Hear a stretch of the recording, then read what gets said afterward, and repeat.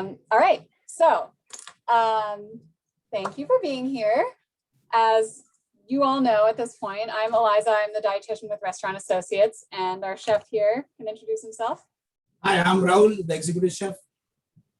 Yes, and we are the team that puts together this virtual teaching kitchen. This is every month. We do it the fourth Wednesday of every month.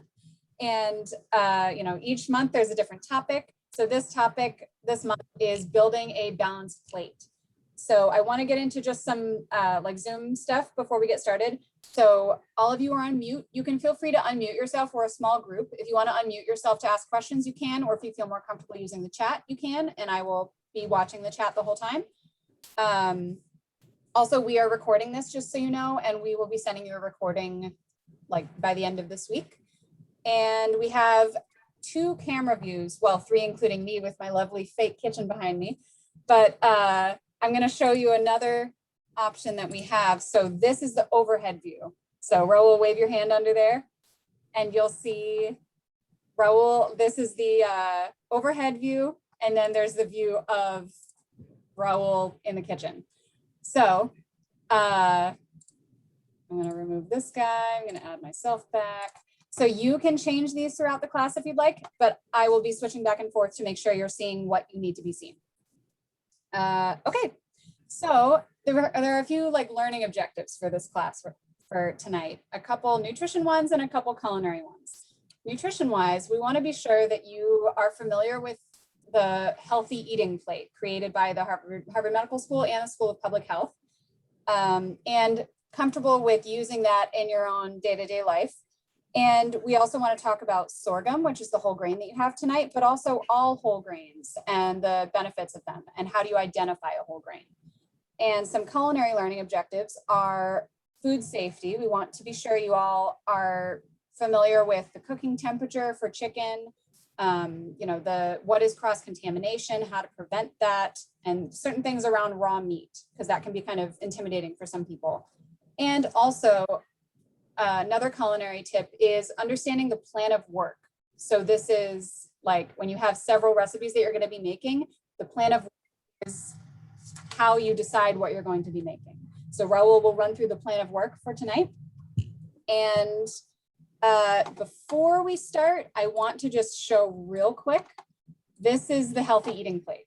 You likely have seen this before. If not, that's okay. Or you've seen something similar to this, but this is kind of the breakdown of what each meal is recommended to look like in order for you to get the recommended amount of vegetables, fruits, whole grains, healthy protein, and healthy oils as well.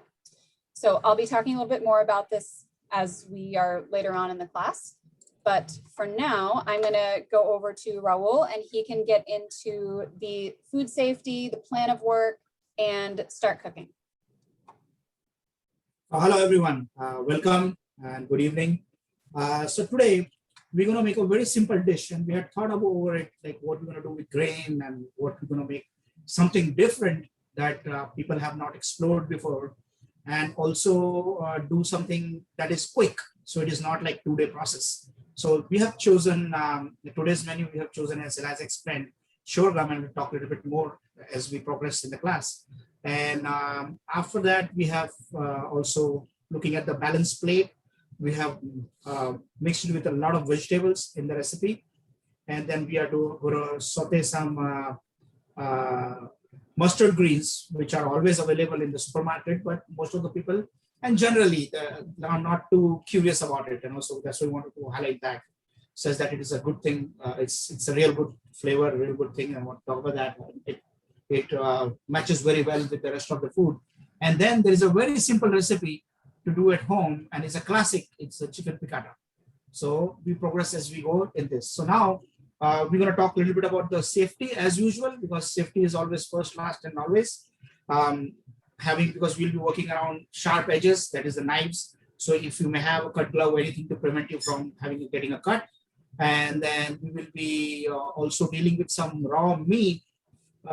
So that will be the cross-contamination. That could be an issue that I want to address. And also is anything that could hurt you or harm you while cooking. We have to be careful of that first, just example, because we'll be cooking hot. So we need to have a bunch of towels that are folded, or if you have oven mitts ready to go, and so as it is ready when you need it right away. Okay, so these are the couple of things, and then of course the normal safety that we use, safety measures that we use at home while we are cooking, like just being organized, not to have too much of clutter on the table, that not to get incidental cut, burn, or bruise, or something falls down and spills, and all those kind of things, right? So get that to get that organized and to avoid any of those incidences of just discussed, it's important to have a plan of work. And what is a plan of work? Plan of work is like, okay, we are cooking 3 different ingredients here. I mean, 3 different items on the dish. So one is the sorghum, then the other one is the mustard green, and that is the chicken by itself. So what we do is that we have to reach the finishing line at the same time. So what do we do is the item that takes longer to cook, we start that first, such that while we are prepping something else, this thing is cooking. And once we're ready with the other items that do not take so much time to cook it, and then we are ready at the same time in such a way that we do not hinder the quality, or we do not delay the dish, and we get ready on time. So that is a plan of work. So it's always what you want to do on the plate and work backwards from there. And that's where the time stops when the first item starts. So that's where we are.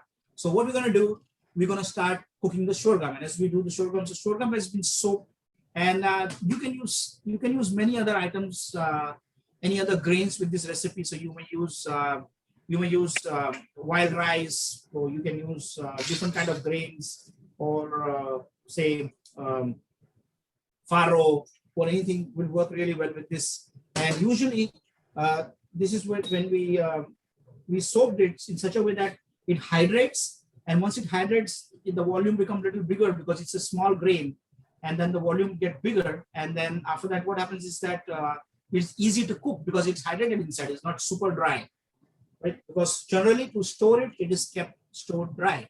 So we wash it first, and then we throw the water away, and then we soak it in the fresh water. So that's when it starts. Now, what do we do is like, see the sorghum is like a very simple product that you can find in the store, just like this. So Bob Red Mill is one of the pioneers in the world of supermarkets to have the forgotten grains and ancient grains to bring it back into the flow, right? So now we're gonna just simple cooking. We're just gonna boil the quinoa, the sorghum with the measured amount of water, which is supposed to be 3 times of it, and then we let it go. So this is going to take the longest amount of time to cook. So that's why we started, and we move forward onto the other steps in our cooking. So now talking about as it comes to a boil, I want to show you once it comes to a boil. So sorghum, it comes from, if you look at the botany behind it, like its roots, it comes from the grass family, and it grows on a shrub that is like about 2 meters tall, and it gets like the kernels on top, and those kernels have got this seeds in there. So now there are 2 kinds. One is red, and then one is the white one that we are using today. Either one are almost same. The cooking procedure is same. And now this is a very ancient grain. This has been also mentioned being used in the Mesopotamian civilization, and also in the old Egyptian civilization. There are mentions of this being used. So this is a very ancient grain, and it is mostly absolutely in Asia and Africa. It is primarily grown for, the first reason to grow it is for human consumption, and also in US and other places it is also used to add to the animal feed. So it has 2 different variations of it. I mean, like uses of it, and there are some different subspecies that are there, which are also used for making ethanol and other byproducts that are used into the food industry or any other industry in the modern world.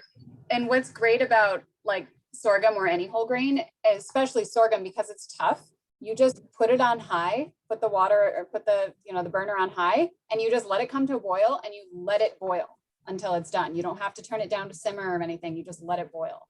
So I think what we should do, Rahul, is put that to the side on a high burner and start on right. So this is now it's going to boil, and it needs at least 40 minutes of cooking, or otherwise if you have a different stove, you be the best judge that you can bite into it and see that it's not raw, it's chewable, and it's edible. Okay. So now we're going to move on to this, and then I'm going to get into the second step of it, because we are, as we're talking about the balanced plate, we are going to mix a big ratio of vegetables with that, and we'll see how we make it very, very easy. Okay. So let me move this side and I put on the stove. Yep.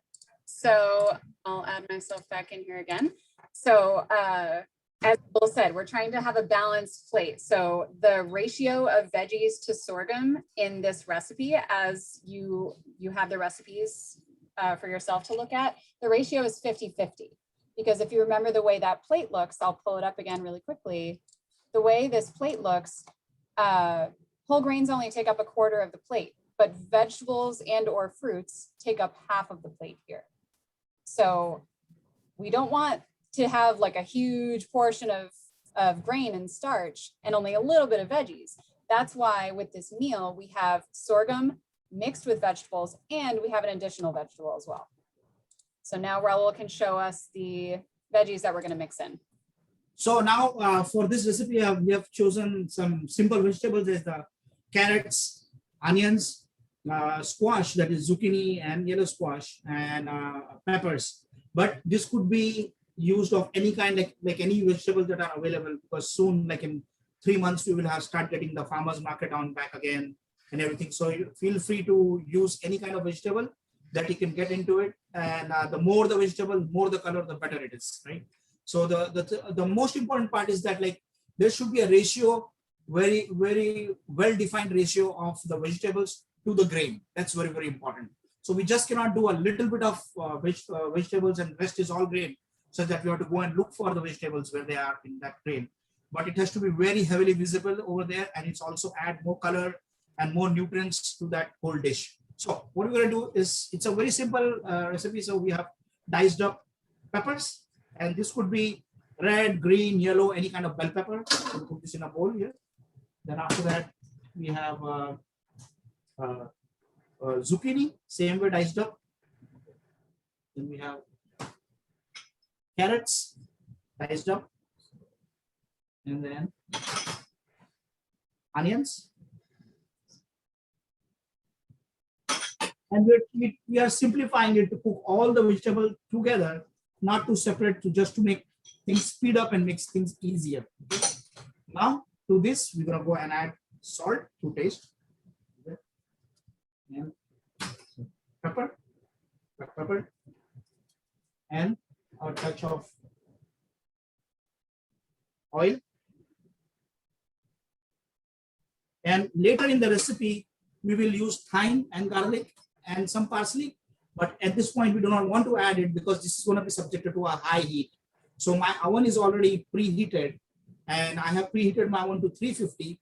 And generally, it would take like 8 minutes to 10 minutes, depending on if you have oven with a fan in there or not. Because the one with the fan will cook it faster, and the conventional one will still cook it, but will take 2 or 3 minute different. Okay. So this is now going to go onto a sheet pan, and then after that we're going to go and put inside the oven to cook. So you can use any kind of pan in the house. Also, something to think about is the size that you cut these veggies into. If you cut them smaller, they cook faster. So that's a general rule to remember. It's really helpful if you only have a short amount of time to cook. Yeah. So now what we're doing is like we have put just enough oil for the oil to cover the cut surface of the vegetable, such that when it goes into the oven, it starts caramelizing and then the flavors get released and it is not cooked dry. Okay, so now I'm going to put it in a pan, and you can use any kind of utensil you have in the house to roast it, any metal utensil, metal container or pan or plate or a baking sheet or baking tray. And you see it's already so colorful. And now this is going to go in the oven for 10 minutes and then we'll pull it out. So again, our first recipe, talking about the plan of work, is like the first recipe that is going to take the first item that's going to take the longest time to cook. It's already working, it's on the stove, and the stove is doing the job. And now we will put this in the oven. So simultaneously, this is getting cooked, and we move on to the other component of the dish, right? Yeah. Just 10 minutes here. Now, so other next item that we're going to do is we're going to saute the mustard greens, and I have chosen mustard green because they have a very peculiar flavor. They are not spicy, and they have, like, when you bite into it, you get a mustardy taste, but it is not as pungent as mustard you might think that is coming from the mustard puree or mustard seeds or Dijon mustard. It's not as pungent. And these are the leaves, so they are naturally, they are nutritious, and they fill up a big part of vegetable in the balanced plate. But also it has got a flavor, and it accompanies the picatta very, very closely. And also that you can substitute it with any other greens you may like. So if you may find Swiss chard, well, we can speak the Swiss chard is equally good. Any kind of leafy greens with like spinach, or could be kale, or any other thing that you might think like saute. And we just chose this mustard greens only because the reason that it sets really well with the harmony with the rest of the two ingredients, that is the chicken and the sorghum. It works really, really well with this. So what we're going to do for this, we just want to saute we're going to put a pan and saute the, okay. Let me just give it another minute. So the mustard greens are from the mustard plants that gets the pods, and in those pods are the mustard seeds.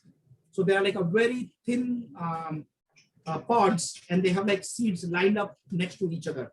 And it is very tedious process to harvest it and then hull it, and then after that says that we get the mustard seed that we use. And those are then pureed further on, and then we make the mustard paste, and different ingredients are added to that to make different kind of mustard, right from the mustard that goes on the hot dogs to the mustard that goes on the Dijon mustard.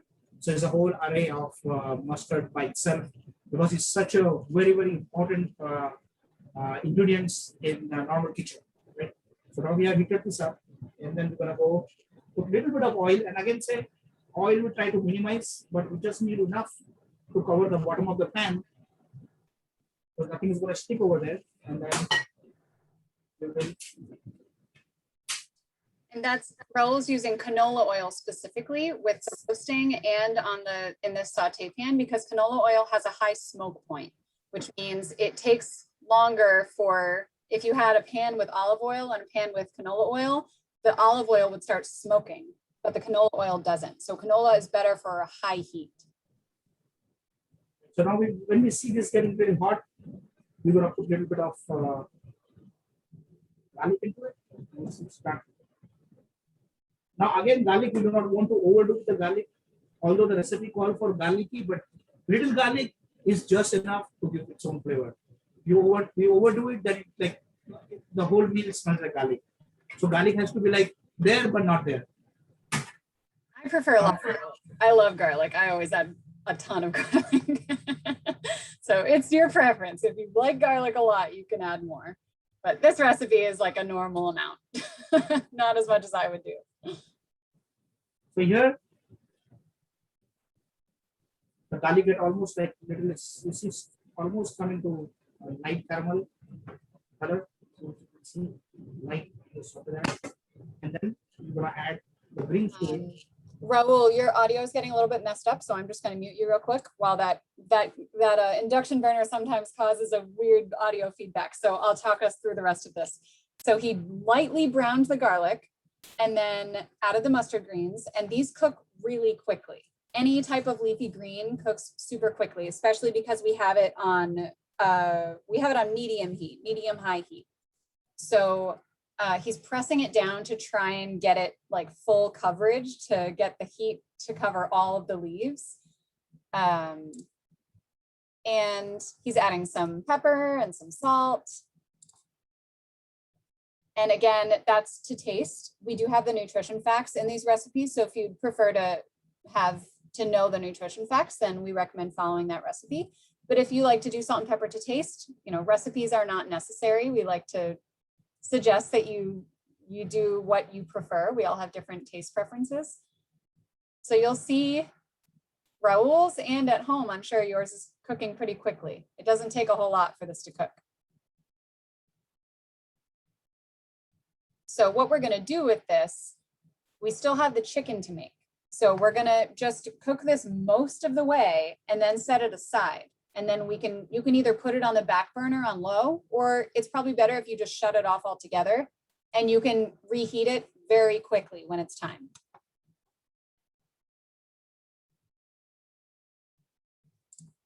All right, so we can unmute Rahul now if you want to unmute yourself, Rahul. And then we can move on to the chicken. And while the chicken is cooking, I'll put myself back in here. While the chicken is cooking, I will talk about some of the healthy eating plate things, but we will get started on the chicken now. Okay, so now this is a plan of work, and this was one of the part that I wanted to explain when I get to it, is that like, we're gonna now prep the chicken, and when we're doing that, there are a couple of things that we need to do. We have to set a cutting board, and we specifically use a different color coded, but at the home, whatever you have, that is good enough as far as we do not cross contaminate anything. So talking a little bit about cross contamination is washing hands. First of all, washing the utensil that has and anything that has come in contact with the raw meat, that has to be cleaned all the time. So like washing hands is one of the most important part of it. So what we do is like, that was the plan initially, to get all the small cooking getting out of the way before we get onto the raw meat. So the raw meat is the thing that we kept the last, and that's what we're going to do now. Yep. And yeah, with all raw meat, it's so important to be sure that you contain all of your food prep into one area. And then once you're done, Rahul will show you, once you're done with the raw chicken, you clean the area, you wash your hands really well, and then you move on to the next thing. So you be sure that there's no cross-contamination, there's no bacteria that kind of, came off the chicken and onto your cooking surface. So now we talk a little bit about the chicken breast, because chicken breast will always be like this, and it will have some fat on it. So as of course, we want to get rid of that fat, and it's very easy. We just trim it and then we dispose it off, because it's of no good. Because Eliza can elaborate much about the animal fat and how does it affect us. And so we will take this chicken breast, and the picatta is a very simple recipe. And all it is in this, like we make a small cutlet of any meat. At this time, we chose it to be a chicken. So we take a chicken breast, which is about 4 ounces. That is on your diet, balanced diet. And then, so this is the source of the protein in the plate. And we're gonna go here, and then we're gonna slice it. So you can slice it with like either putting a hand on top, or you can use any other item on to place it on top and then cut with it. So for example, I would use a piece of Tupperware, like just like this, and then put a piece of Tupperware so I don't cut my hand. And then after that, this is a technique that is what was a part of the class. And then we go and slice it like this, so you don't harm yourself in any way. And then we have this two nice slices cut up, and this is the picatta, right? So this is the reason we cut it that way horizontally is to help it cook faster. And Rahul will also show you that we're going to like use a mallet and kind of, beat the chicken down so it's all one thin layer, and it cooks so quickly. You'll see how quickly it cooks. Okay, so now what we have cut the chicken already, but what happens is the normal tendency of any muscle when it's subjected to heat, it's start gonna curl up. So to prevent that, what we do is we pound it. Now pounding could be done with anything. When you even if you don't have if you don't even have a pounding mallet, you can use the bottom of a thick pan or something heavy to pound it, and then we go gently. You don't want to pound it too hard, otherwise we'll make a hole through and through it, because it's so thin. So what we do is like I'm putting a plastic film, and I'm going to line up my chicken here, and you can do either way. You fold it, or you can put another layer on top, and this is what it is. So now it is contained because it will not splatter anywhere, and it will be right here. Okay, so this is it, and now we're going to go, and generally we can, as I said, we can use anything heavy to hammer it. And then here I have, let me see, I'm getting under the camera here. So now we have, I usually use a steak hammer that we use in the kitchen. There is a coarse side, and then there is a finer side. So I use the finer side, and then after that I go and just pound it. So you can, Rahul said you can use a mallet if you have one, or you can use a heavy pan, the bottom of a heavy pan. You can use it to smash the chicken down. And yeah, it helps to make it all the same thickness. So it doesn't cook more quickly on one side than the other. All we're trying to do is get the even thickness. That's it. So now we are ready with this. Now, the part of making the picatta. So what is picatta? Picatta is basically pounded meat that is dredged in flour, and we have chosen to use whole wheat flour to keep it as healthy as in the line. And also we can use any other item, any other dredging flour for that. So example, we can use cornstarch, and then we can use either cornstarch or any other kind of flour, or tapioca flour if you want it to be gluten free. And for gluten, this could be very easily made gluten free. Okay, so now we're going to go and dredge it into the flour, and then for dredging into the flour. How are you all doing at home right now? Those of you that are cooking along, what step are you on? Are we going too fast?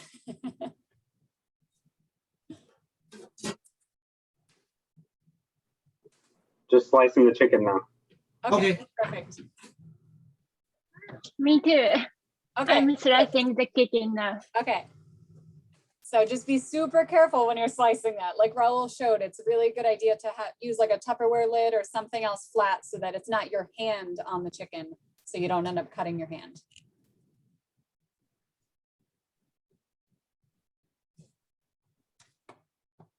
So once once you've cut the chicken, once you've used the mallet or the heavy pan to cut it to make it all consistent thickness, then we get to the flour part. So maybe while we wait for you to catch up, we'll use like a couple minutes time to look at this healthy eating plate again. Let me see, I can talk about the whole grains this time. So if any of you have ever wondered what is a whole grain, what makes it whole, I have this little cute diagram here of this is what a grain looks like. The outside of a grain is called the bran. That's like the outer shell. Then there's the inside that's called the endosperm. This is like the big starchy part. And then within that is called the germ. It's just a little piece inside the endosperm. So when grains are processed, they remove oftentimes the bran and the germ. So you're only left with this endosperm thing in the middle. And it's just really starchy. There's a little bit of protein, a little bit of fiber, but most of the fiber, most of the iron, the folate, the B vitamins are all removed when they refine grains. For example, when they make brown rice into white rice, or if they, you can get like barley that takes an hour to cook, and then you can get pearl barley that takes 20 minutes to cook.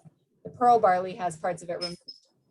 So whole grains, this is what they're like when they're picked straight out of the field. And this is what the sorghum or brown rice or other whole grains that you're familiar with, this is what they're like when they're in the package that you purchase at the store. As long as they have this stamp on it. This is a whole grain stamp. There's a few different kinds, but you'll recognize this. If you look at a package of any type of whole grain, you will see this stamp on it. So this is how you know something is a whole grain. So I'll jump back to Rahul and we can keep going with that chicken. All right, so once we have cut the chicken up already, we have the flour, and it's a whole wheat flour we put over there, and we're gonna make a dredge. So we add some pepper to that, and some salt, and mix it together.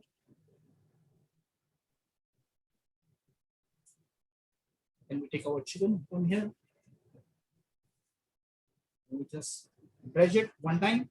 No need to press, no need to do anything, just dredge it like this. Yeah, so you're just lightly coating both sides of the pieces of chicken with the flour, salt, and pepper mixture. And there's no need to like fill up a whole bowl with flour, because then you end up wasting it all. So if you just use a little bit of flour and spread it out over a plate, you can get enough flour on this chicken. You don't need much more.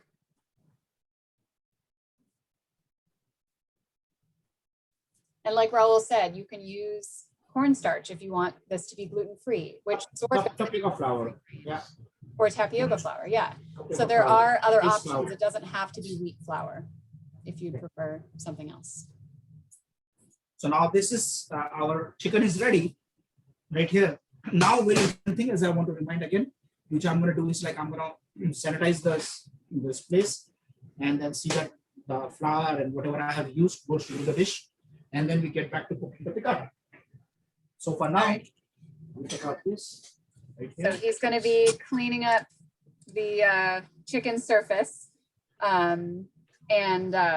you know, again, making sure that there's no cross contamination. He saved the chicken for last because he already prepped all the other stuff. You know, we already did the sorghum, the veggies.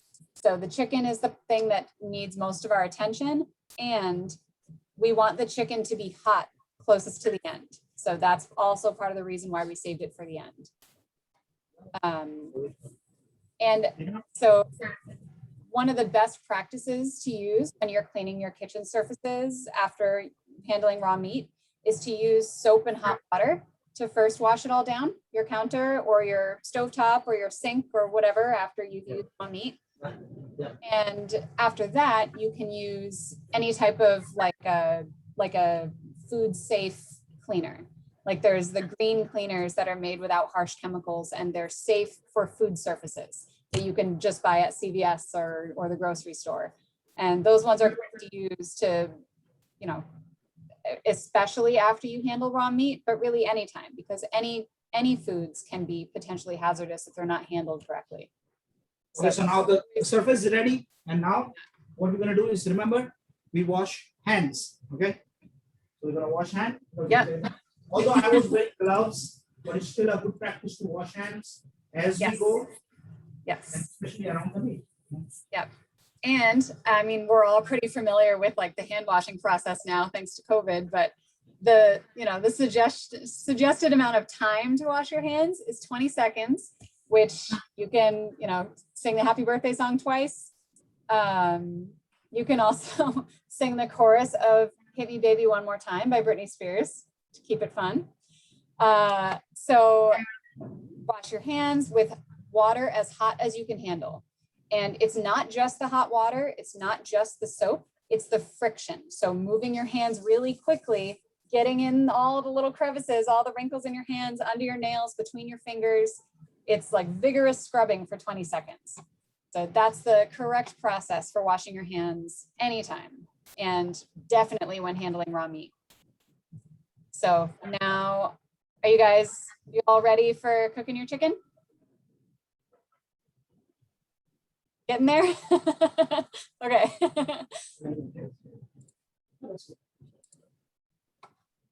All right, so we'll have Rahul get going on that. Yep. So now what we're going to do is we're going to heat up the pan again and use canola oil. So this from here on, what happens is that the chicken gets seared first, such that it gets fully cooked, but we maintain the heat. We don't want the pan to smoke, because if the pan smoke, the flour burn, and if the flour burn, we will have a bitter taste, and the sauce will have like small specks of black burnt flour in there, and it is not going to taste what we want. So what we do is we play with the heat and we control the heat. And what we do is like let the pan come to a like good heat. If I'm sure that you have a gas stove at home which heats up faster than the induction, but please bear with me. It takes a little bit of time, but we do it right. Okay. And then we put canola oil. And again, as we explained earlier, that canola oil only for the reason that it has a higher flash point and smoke. It's also it has got a higher smoking point, you know, and it burns the things less. And also to remind, so from here we're gonna sear it in the pan. Then we pull it aside. Once the chicken is fully cooked, we put it aside, and then we start for the sauce. So what we're gonna do? We're gonna put chicken stock. So you have the chicken concentrate that you mix it with the water. You put that, we put that, and you put some wine in there and let it simmer. And we also have shallots that we saute with butter at that point, and a little bit of garlic, and everything comes to a sauce consistency. And last minute we put the butter in there. And once you put the butter, we mix it up, put some capers and parsley, and your picatta is ready. Okay, so it's going to be very, very simple from now. Okay. So Okay, so the Yeah. pan's on medium heat, the oil is heating up, and we're about to add the chicken. So we're gonna go here and then take our chicken and just it like that, just to get a little bit more hot. That's okay.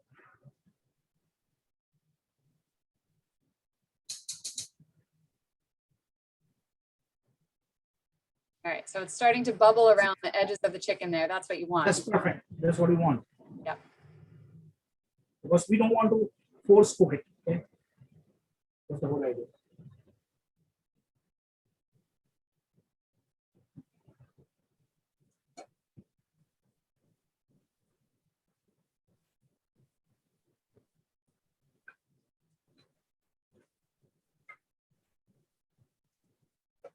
And another thing is that you don't want to overcrowd your pan. So Rahul has a nice big pan, but if you only have a small one, maybe try just 2 pieces at a time. Yep. Because if all of the chicken cannot touch the bottom at the same time, then it's not going to cook at the same time. So as you will see now, I'm going to take the pan the way it's cooking. You will see the color start changing at the ends here because thin. In a minute I'll lift up the pan and I'll show you when it's very distinctively visible. So which side, which is the raw one, which is the cooked, almost getting cooked. Okay? And we rotate the pan so that is evenly. And like again, we have cut it, and chicken is like not 2 pieces will always be exactly the same. So there will be a thicker, and then the medium, and a thinner one. Okay, so we have to be the judge at that time. This is where cooking comes into the play, and this is when we do that to make that decision. What happens to what we do. So while that chicken is going, I'm going to discuss some of the healthy eating plate things here too, and we'll keep an eye on the chicken throughout this discussion. But I wanted to talk about, since we're on the protein part, we can talk about the healthy protein section of this plate.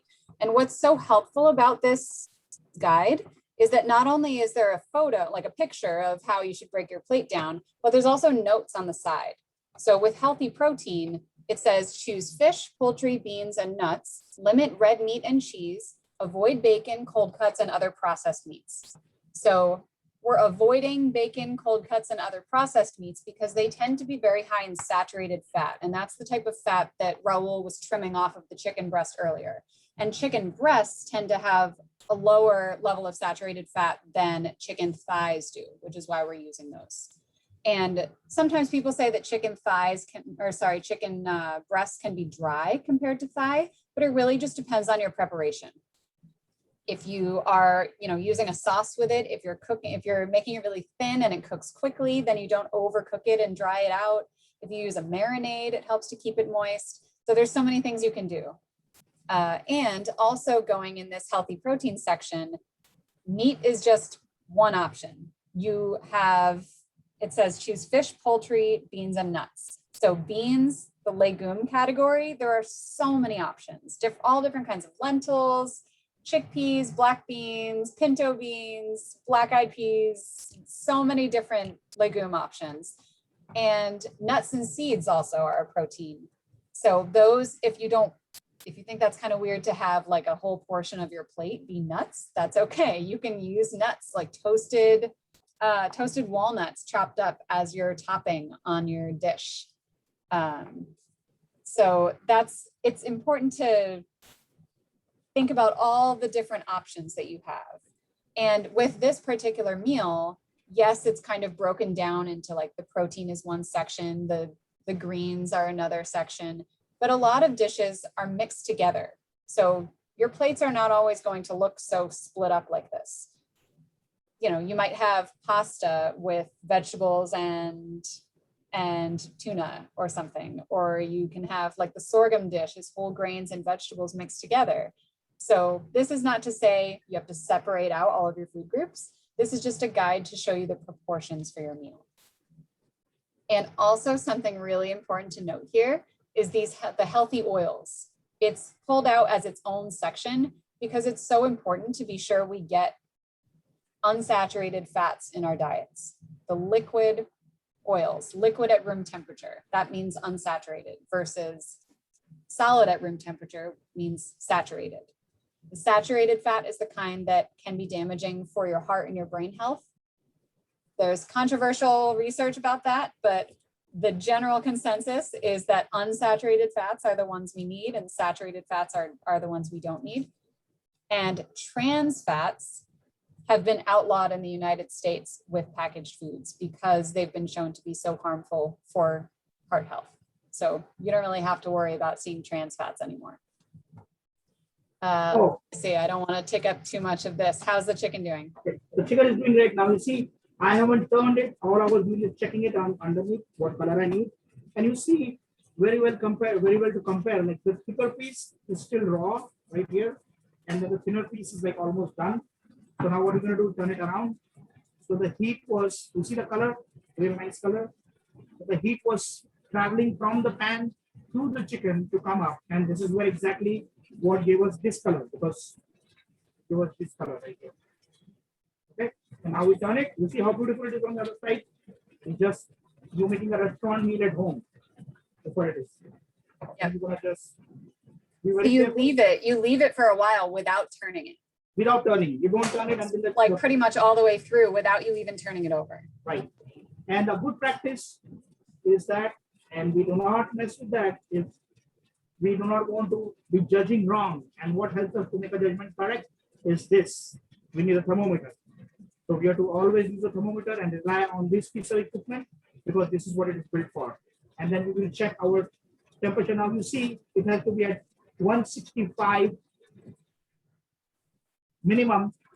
And as per the health department, it has to be cooked for 15 seconds at that temperature at least. Yep. Rahul, your audio is getting a little bit weird again, so I'm going to talk through the rest of this if you don't mind.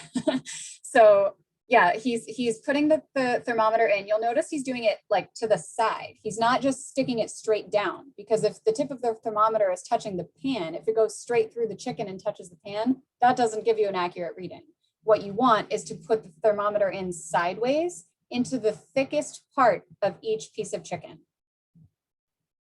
That's the goal. And like we said, okay, so his said 174 when he pulled it out. So let's see what it says with this. It looks like that's the thickest piece of chicken.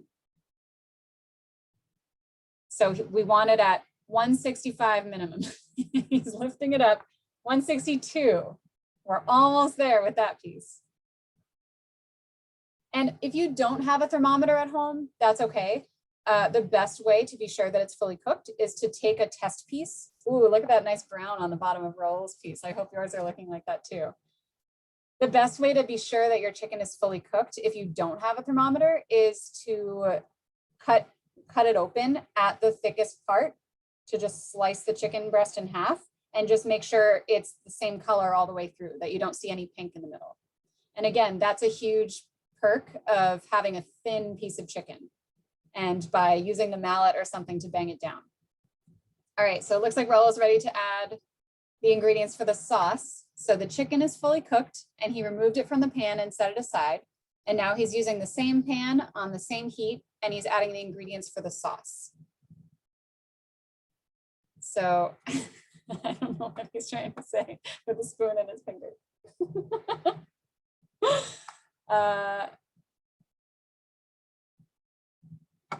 Maybe I can let him unmute real quick. Hold on. You want to unmute yourself real quick and we'll see if we can hear you, Rahul? Yeah, so that what I want to say, that's why I have shut the pan down right now. Oh, okay. That's why we have to maintain the heat properly. So all these specks of chicken and the flour or whatever juice is here, we don't want this to be burned. If it is burnt, it's going to taste bitter. We want it to be caramelized, and you have to be very careful, because if it happens that you burn it, don't hesitate to change the pan. Get a new pan, clean pan, and start all over again, because this can destroy it. But right now, it is at the perfect point where it needs to be deglazed. Okay, so we're going to start the process now. All right, so the further cooking of it. Yeah, so like saying, if you have really large pieces of things that look like they're already burnt in your pan, then you can remove them. But if you've got like brown stuff stuck to the bottom, we're going to use that as a part of the flavor. So he's scooping out. So see, this is how it looks like. Yeah. Okay. This is the scraping in the pan. So now what I'm going to do, if we get an interference from the induction cooker, I'll again go mute. But what the process, let me explain you. From here, I'm going to put a little bit of oil. Then I have chopped shallots, and I prefer to use shallots because they are much more flavorful than a regular onion. But in absence of shallots, any kind of onion would do the job. Okay, but you have to be fine chopped. Then I'm going to put some garlic, chopped garlic, saute that together without burning it any further. Just saute it right. Then I'm going to put some chicken stock, and I'm going to put some white wine and little lemon juice, and cook it all together. Then I reduce it, then add butter and thicken it up a little bit, and then put the chicken back in there and just reheat it. You will see it sounds a complicated process, but you will watch it now on. Okay, so I start now, right? So if you have interference, Eliza, you may mute me, or Okay. otherwise I just keep going. Okay. Okay. Now, ready for canola oil? The canola oil, right? So we are almost very close from having this meal done. Like we are like about, say, like 12 minutes away from getting the entire meal ready. Here I'm going to put the shallots. So in the meantime, if you haven't checked on your vegetables that are roasting in the oven, they might be done already. They likely will be.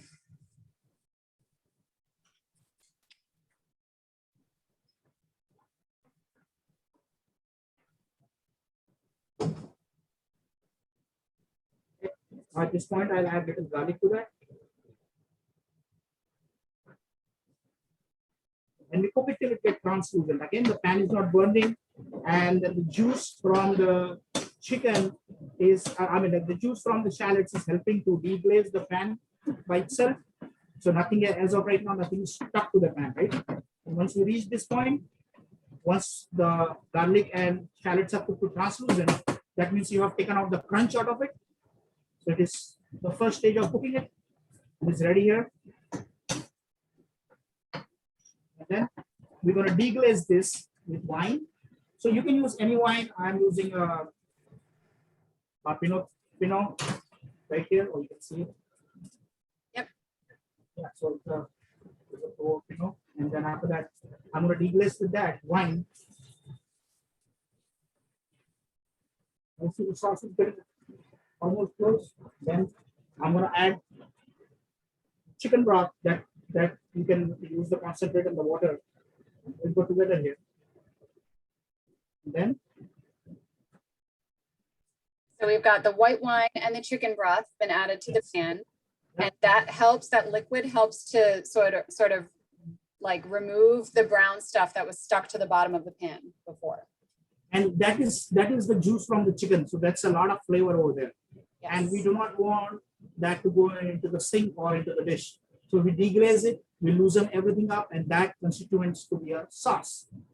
Now, once it reduces, you will see it's going to vigorously boil, and which is okay at this point because we want to get rid of as much as moisture out of it. All the water should evaporate. And once the water evaporates, it will automatically come to a little kind of thickness. And then at that point, we will add butter, little lemon juice, and parsley, and capers, and then the chicken to that. And then that will be our dish ready to go. As you see, it is getting a nice golden color already. Rahul, just so you know, it's 5:52. Just a time. Okay, we will be done. Guaranteed. Right. So yeah, you can add whatever amount of wine or chicken stock you want to this, depending on how much sauce you want. You really only need like a little bit in order to deglaze the pan, to remove the brown stuff stuck to the bottom and incorporate that into the flavor of the dish. So what Rahul is doing is just letting it kind of boil a little bit and cook out some of the extra liquid, and that concentrates the flavor in the sauce. When the water evaporates, all the flavor remains. So now another minute, and this sauce will be ready to be mounted. You will see. Rahul, how's the sorghum looking? Sorghum is ready. I pulled it Yeah. off the stove. Good to go? Yeah, it's good to go, ready to go. I have to just toss it together and we are ready. Okay. So now this is saucy, almost like how much, like within less than a minute, how much got evaporated, and it is coming to a consistency, like a sauce consistency, you know. And once we reach that, what we're going to do is we add the butter to that, and butter usually goes in there and thickens it. So, and this is a classic recipe, so I didn't want it to adulterate with using margarine or anything else, because it is a rock solid old cuisine recipe, and it doesn't go wrong anywhere. So now we have put the butter in here. Okay. Then we're going to touch it with a little bit of pepper, white pepper, some salt, and I suggest, because like I'm cooking right now, but if you're cooking at home, I suggest that every other step you keep tasting your food. It gives you a feel where your dish is getting to. And now we have this. Once the butter is dissolved, we are not going to boil it any further. Now we're going to put like this much of lemon juice in there. It'll come to boil. So is the burner still on, or are you turning it off? Yeah, it's on.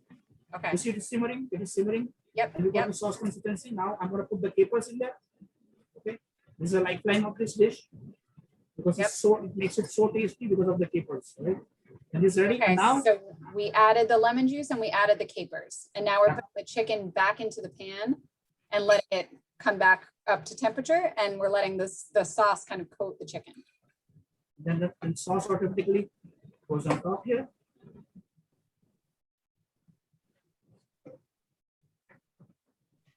And I'm gonna Excuse put it- me.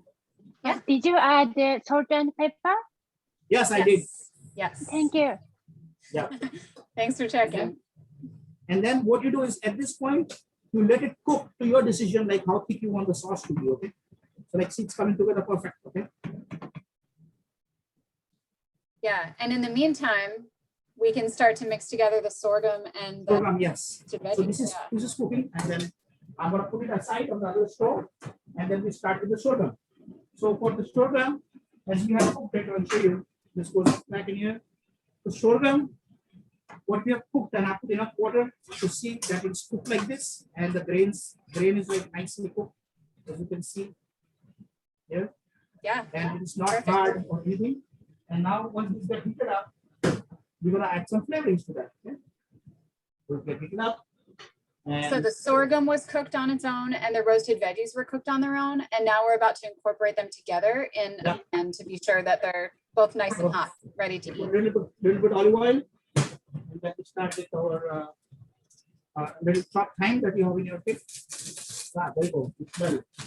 And what a smell. And like little garlic. All right, so thyme, garlic, oil goes in the pan.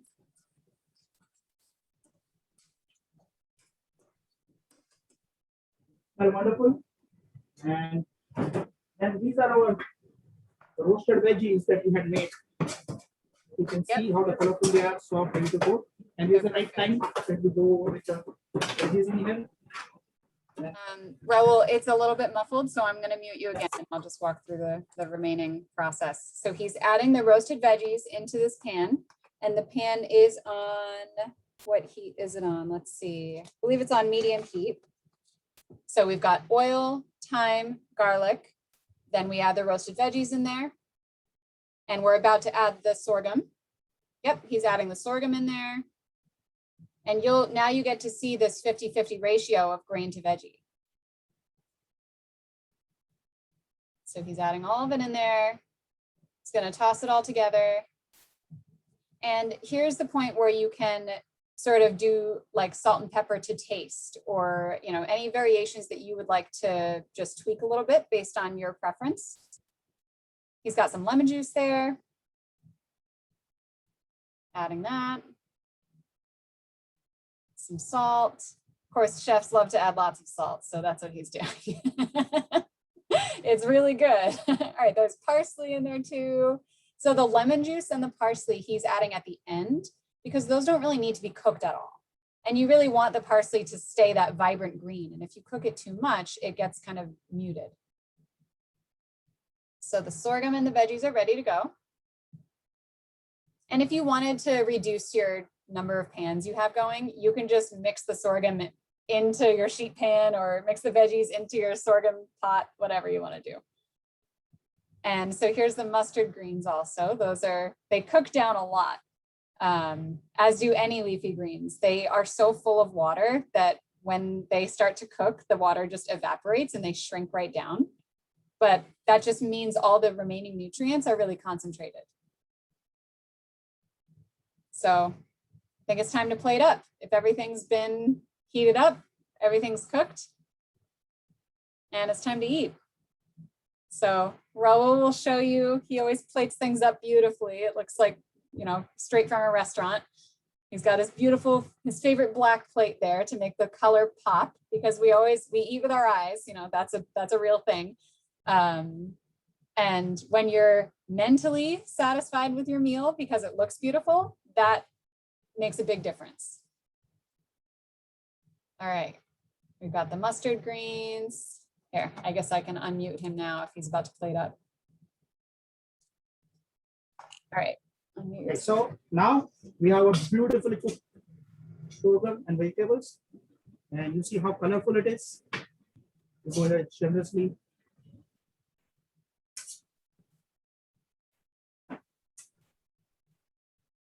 So again, you see that's the proper portioning and the ratio what we want on the plate, right? Then you will see as I reduce it a little further, and this is your restaurant style picatta right here. Right Yeah, here. it's amazing how much the liquid just evaporated out of the sauce, and now it looks like it's so thick. So what happens, that liquid also evaporates, and also the flour that is on top of the chicken, that takes care of it too. So Oh, that helps to thicken, right? Yeah. Right. And we go here. So you'll remember we had a 4-ounce chicken breast that we cut into 2 pieces. So the two pieces of chicken right now is your serving.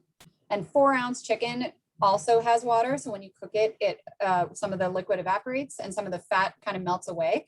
So it ends up being like, 3 1/4 ounces, something like that, cooked. That is our beautiful picatta right here. So spooning that sauce over the top, that looks so good. Then go with the greens right on top. Got his fancy chef tweezers there to put the greens on top. Up here, and then the finishing touch would be some good nice olive oil right here. So a little bit of it. Yep, you need those healthy fats. Yeah. And olive oil is a huge staple of the Mediterranean diet. Some people born and raised in the Mediterranean will even take like a shot of olive oil every morning. It's like medicine to them. Yeah, that looks gorgeous. Can you come closer to the camera? Yeah. Of course, you got to wipe all the smudges away, make it look perfect. And this is your plate that you can see. Yay, that's beautiful. It's like a restaurant style meal at home that is balanced and easy to cook and very tasty and nice to eat. Yep. Right? Awesome. Everybody likes it, Rahul. Awesome. That's great.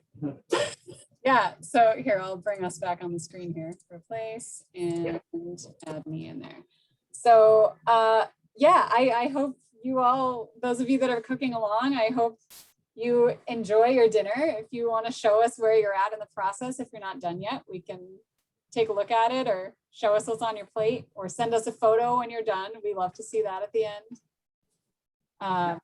Anybody have any questions?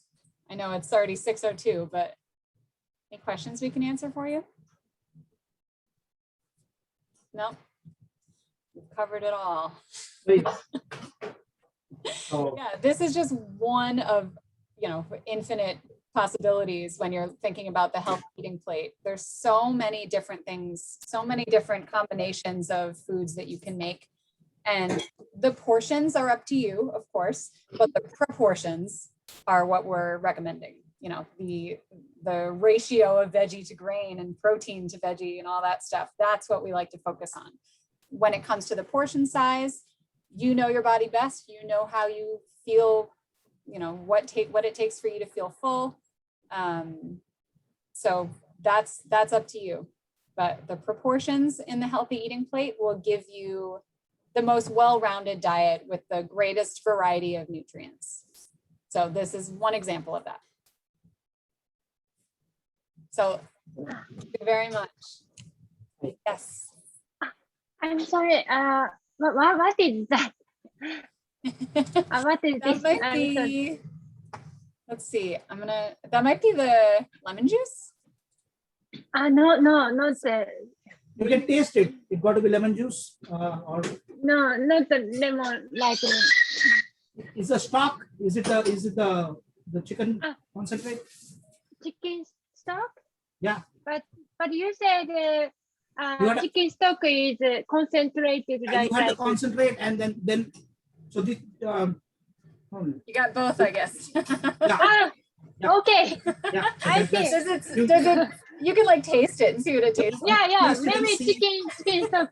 But Yeah. I had another one, so I.